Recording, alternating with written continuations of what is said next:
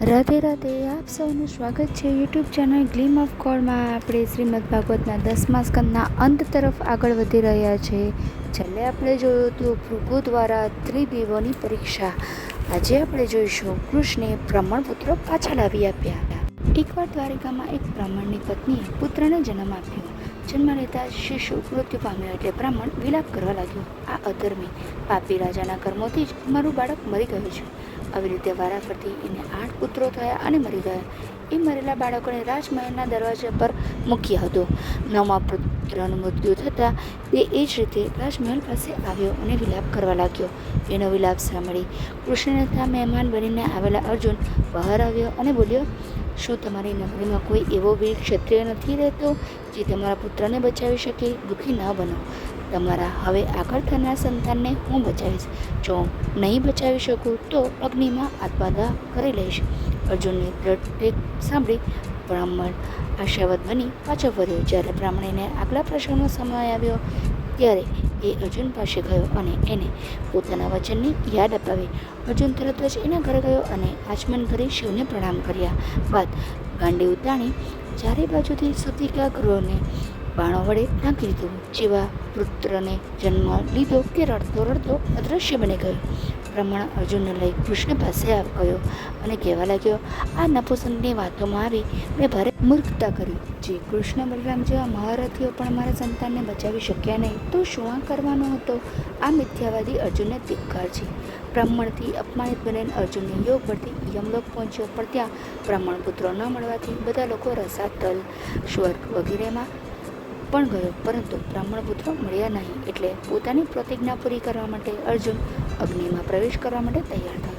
એ વખતે એને રોકતા ભગવાન શ્રી કૃષ્ણ બોલ્યા, અર્જુન તું શોક ના કર, હું તને બ્રાહ્મણના પુત્રો બતાવું છું, પછી તારી નિંદા કરનારા જ તારી પ્રશંસા કરશે. આમ અર્જુનને સમજાવી શ્રી કૃષ્ણે દિવ્ય રથમાં બેસી પશ્ચિમ દિશા તરફ પ્રસ્થાન કર્યું. 7 પર્વતો, દ્વીપો, સમુદ્રને પાર કરી તેઓ મહાકાલપુર પહોંચ્યા. ત્યાં સફેદ સૈયા ઉપર પાર્શ્વદથી ઘેરાયેલા મેઘ સમાન શ્યામ વર્ણના ભગવાન વિષ્ણુ સૂતા હતા અને કૃષ્ણ અને અર્જુને તેમને પ્રણામ કર્યા. એમને જોઈ વિષ્ણુ બોલ્યા, હે કૃષ્ણ, હે અર્જુન, તમને જોવા માટે જ મેં આ બ્રાહ્મણપુત્રોને અહીં બોલાવી લીધા હતા. તમારો જન્મ ધર્મની રક્ષા માટે મારા અંશથી થયો છે. હવે તમે પૃથ્વીનો ભાર દૂર કરી શીઘ્ર મારી પાસે આવી જાઓ. ઘણું જ સારું કહી વિષ્ણુને પ્રણામ કરી શ્રી કૃષ્ણ અર્જુન બ્રાહ્મણના પુત્રોને લઈ દ્વારિકા પાછા ફર્યા. એમણે બ્રાહ્મણને એના પુત્રો પાછા આપ્યા. વિષ્ણુના લોકને જોઈ અર્જુનને વિશ્વાસ થયો કે ભગવાનની કૃપાથી જ મનુષ્યને બળ પૌરુષ પ્રાપ્ત થાય છે. આ છે કૃષ્ણે બ્રાહ્મણ પુત્રો પાછા લાવ્યા નામની કથા. મનુષ્ય ગમે તેટલો શક્તિશાળી કે કુશળ હોય, પરંતુ જો તેની અંદર હું જ બધું કરી શકું તો અહંકાર આવી જાય તો કુદરત કે ભગવાન જ આ અહંકાર તોડે છે. સત્તા કે શક્તિ સામે નમ્રતા રાખવી ખૂબ જ જરૂરી છે. અર્જુન જ્યારે પોતાની પ્રતિજ્ઞા હારી જાય છે ત્યારે અગ્નિમાં આત્મદાહ આપવા તૈયાર થાય છે. ત્યારે ભગવાન શ્રી કૃષ્ણ અર્જુનને પરમધામમાં લઈ જાય છે. માનવ પ્રયત્નો જ્યાં પૂરા થાય છે ત્યાં ભગવાનની કૃપા શરૂ થાય છે. એટલે હંમેશા આપણે અહંકાર છોડી દઈ ભગવાનની શરણાગતિ સ્વીકાર કરવી જોઈએ. સંસારમાં જે સુખ દુઃખ ચાલે છે એની પાછળ ભગવાનની જ કોઈ લીલા કે હેતુ છુપાયેલો હોય છે. આપણે મુશ્કેલ સમયમાં ધીરજ ગુમાવવી ન જોઈએ. આપણી બુદ્ધિ, સંપત્તિ અને શક્તિ પોતાની નથી, પરંતુ પરમાત્માની દેન છે. માટે તેનો ઉપયોગ પરોપકાર અને ધર્મના કાર્યો માટે જ કરવો જોઈએ. માનવ ધારે એ બધું કરી શકતો નથી. બધી શક્તિઓનો સ્ત્રોત પરમાત્મા જ છે.